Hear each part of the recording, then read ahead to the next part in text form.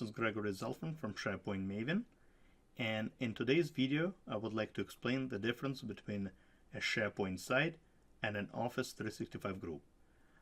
Now I noticed that, and this started happening right after introduction of Office 365 groups, I noticed a lot of confusion, between the two. What is SharePoint? What is SharePoint site? What is Office 365 group? When you should use what. So that's exactly what I'm going to do in this video. I will explain to you the difference between the two, and I will also advise you on when you should stick to a regular SharePoint site and when you should probably create an Office 365 group. Now let me start with SharePoint sites, because that's something we had for many years in SharePoint. Historically, SharePoint sites is what allowed us to collaborate in SharePoint. So if, say, several years ago, you asked me, hey, Greg, we need a place to store documents, we need a place to collaborate, manage a project or organize things for our department, I would just go ahead and create a SharePoint site. And, this is what it looked like, right? Over here, what you saw on the screen, on the previous screen, right? This is a modern-looking, page or site. But this is what SharePoint sites looked for many years, right? You probably recognize this look and feel. We call this classical look and feel now, because we have modern as well. But essentially, this is what a SharePoint site, a regular SharePoint site, looked like, right? You pretty much could, had a page, and you could add different web parts, a library, a calendar, task lists, contact lists, issue logs, whatever it is that you wanted to have on your site in terms of web parts. A few years ago, Microsoft decided to kind of make SharePoint more attractive, and they really did a great job, in my opinion.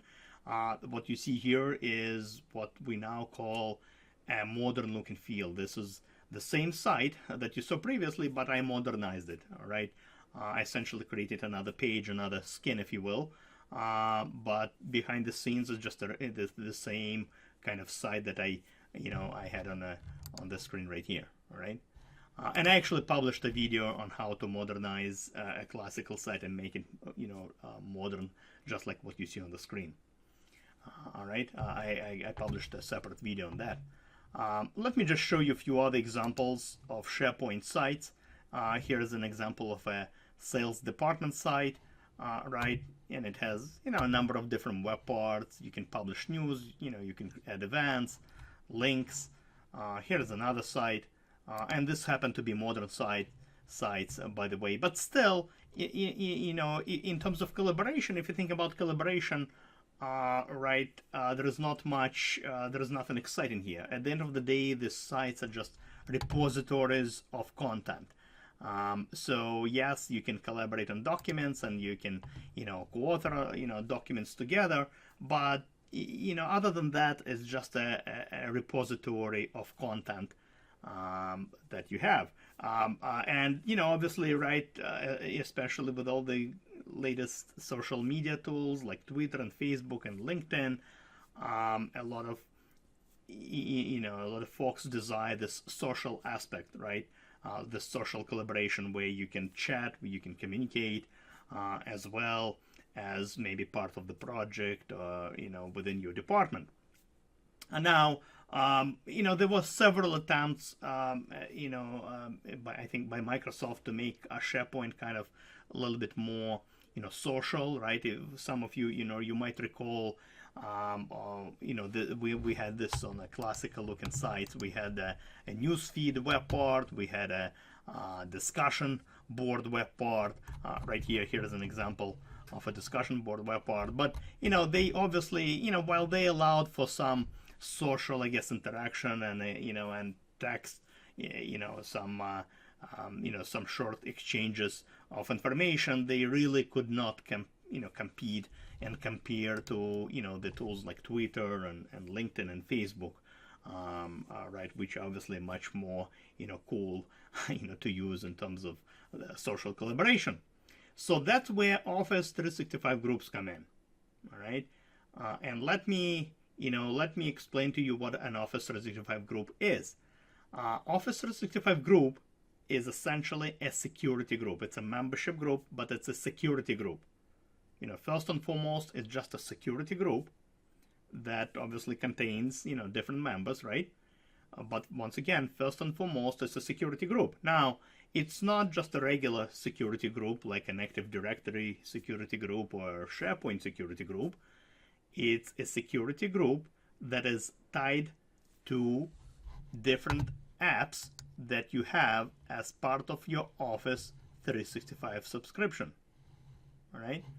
So let me first navigate to my Office 365 groups. There are multiple places where you can create Office 365 groups from. There are multiple places where you can access them from.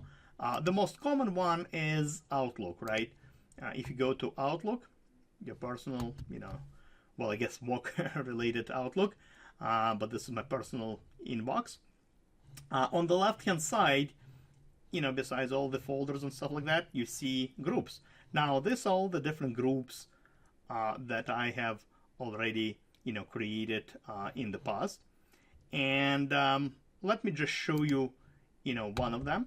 Here we go. All right. So now, this is what an Office 365 group looks like. And remember, with the SharePoint, site, right? If you told me you need a place to collaborate, I would just create a site for you. And with Office 365 group, you get all these things right here. And let me explain to you what these things are.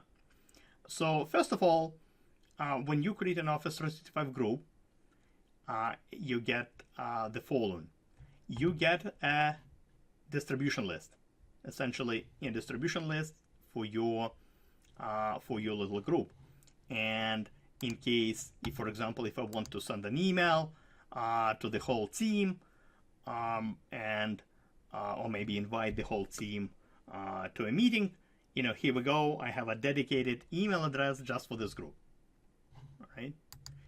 And obviously, something I forgot to mention, over here in the upper right hand corner, you can see who the members are. These are the members that I added to my group, but essentially, and I can add additional members. This is where I do it from.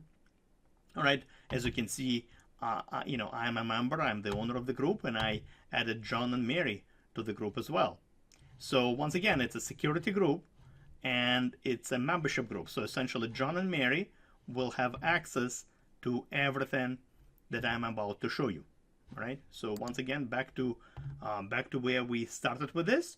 So as part of the Office 365 groups, you get a distribution list, which I just showed you. You also get a dedicated Outlook calendar, Outlook-based calendar for that group. You see, here's the calendar for that our Office 365 group, CRM upgrade. And by the way, I can actually overlay it with the different other different groups that I have. So in case if I have multiple, I'm part of different groups, I can overlay and see if I have any conflicts and stuff like that between all these different calendars, including my own. All right. Okay. So let me navigate back. Here we go. So once again, you get a distribution list, you get a calendar in Outlook. That's not a SharePoint calendar, by the way. That's an Outlook-based calendar. All right, these are two different things. You also get a plan in Planner, which is a task management tool. All right, and I blogged about Planner a few times previously. It's essentially an informal task management tool for for small projects. If you want to assign tasks and organize tasks for your little project for your team members. So it's a task management tool that you get. All right, here's a task that I'm creating, and you can play with it. You can with it yourself, but as you can see, I can assign it to different members of my team. I can set due dates. Let's not waste time on this here just yet. But once again, you get a plan in Planner, which is a task management tool. You also get a SharePoint site. Now, it's actually kind of misleading because it says site here, but let me click. It's not really a site that you're getting. You are getting a separate site collection. And the reason I can, it's a, well, not the reason, but the way I can tell it's a separate site collection is because you have this sites suffix. Every time you have, your main address /sites / something else, that means it's a separate site collection. So remember, with classical sites, you could create subsites underneath, right? With Office 365 Group, it's a separate site collection that you're getting. All right, once again, it's not a subsite that you're getting a separate site collection. Now, you could create subsites within this site collection, just like any other site collection. Probably not a good thing to do, and you can actually prevent it, in admin settings. But in theory, you could create subsites. But I think it just might lead to confusion, right, in terms of security and stuff like that. So once again, when it says site over here, you get a dedicated site collection, so essentially a separate site collection altogether, not just a subsite somewhere, a separate site collection.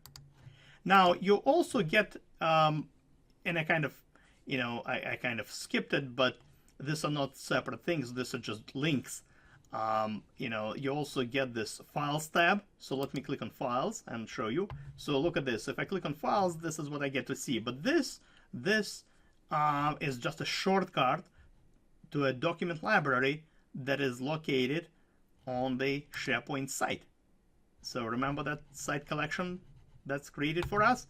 Here we go. If I click on Documents, essentially when I click on Files from within Group, it just displays to me the document library, essentially this library right here, from within my site. It surfaces up all the documents over here. It's just a shortcut. That's all it is. Recent files. Okay. You also get this another bookmark, another link, notebook. All it is just a link to OneNote notebook that is stored once again on my SharePoint site. You see? If I click notebook over here, this notebook, OneNote notebooks, is stored on this site. So if I click here, or if I click here, they all go to the same place, to the notebook, OneNote notebook that is stored on my SharePoint site. You see over here. Okay. Now, let me come back. All right. So you get all of this bells and whistles. You get all of these tools when you create an Office 365 group. There is another tool that you get, though not automatically, and that's a theme in Microsoft Teams. Now, Microsoft Teams is essentially a chat-based collaboration tool that allows you to, communicate. It's like an alternative to email. It allows you to communicate with the team members in a Twitter, Facebook style kind of chat. Now, the theme is not created automatically for you. If you just created an Office 365 group, right, by hitting this plus button, it just creates all these things, but it does not create a team. If you do need a team, then you need to go and navigate to Teams, and then what you need to do is essentially tie the team, create a new team, but tie it to an existing Office 365 group. So you do it from here. So I hit the Create a Team button, and you see, instead of creating a brand new team, you just will connect it to an existing Office 365 group. All right, and this is just a list of all the other Office 365 groups that I have, and you can, for example, if I wanted a team for my company board Office 365 group, I would just pretty much connect it over here. Right. And by the way, I have already done it for the CRM upgrade project over here. As you can see, this is a Microsoft team that I created. I tied in this team to this group already. So it's kind of already done. Right. And as you can see, once again, this is just a kind of a chat-based collaboration tool for your little department or project.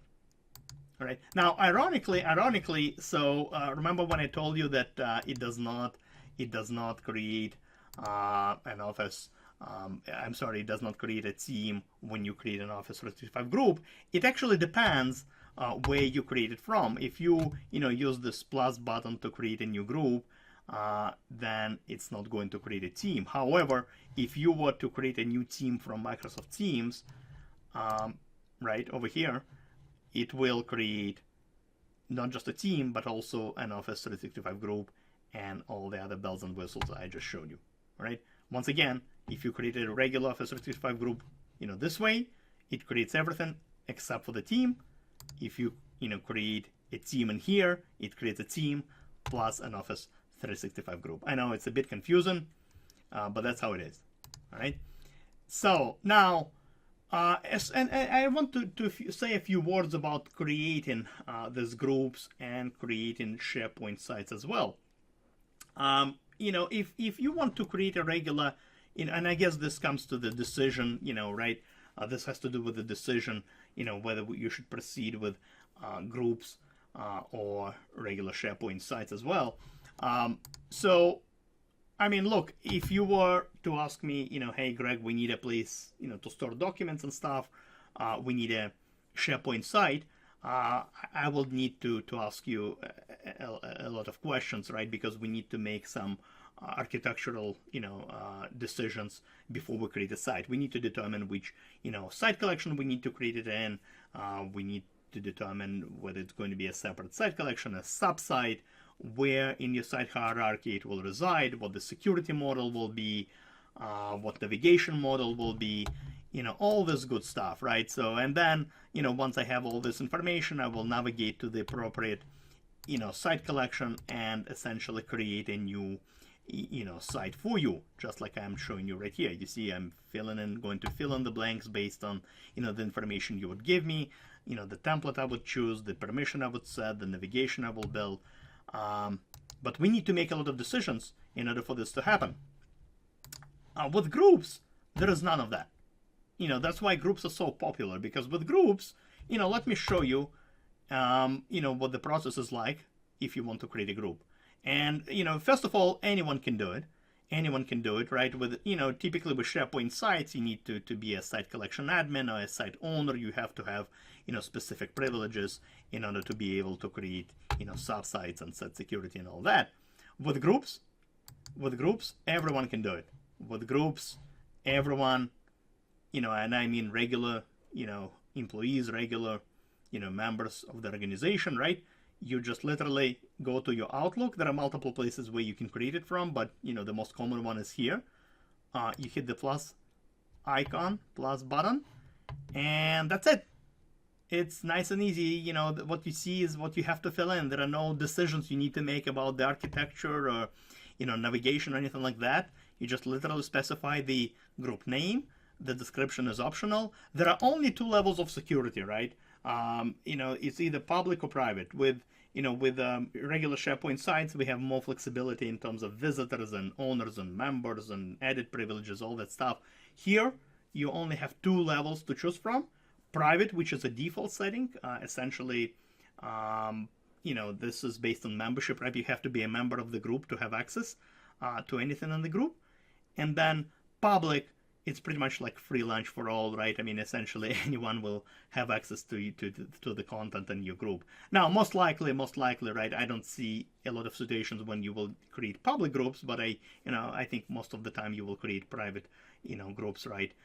For a particular project or particular department. So essentially, you have to be a member to see the contents inside. But that's it. I mean, look, there are not that many questions that, you don't need to have a PhD in SharePoint, to create an Office 365 group. It's literally just, a few, fields for you to fill out and hit create button. And once you hit create, a group is created with all the, bells and whistles that I showed you. All right. So, and obviously this just, that's one of the things that makes, in my opinion, Office 365 groups so popular, because it's very easy to create. You don't need to be friends with IT people anymore. You just literally, anyone can go ahead and create groups, and you can start collaborating and pretty much in a matter of seconds.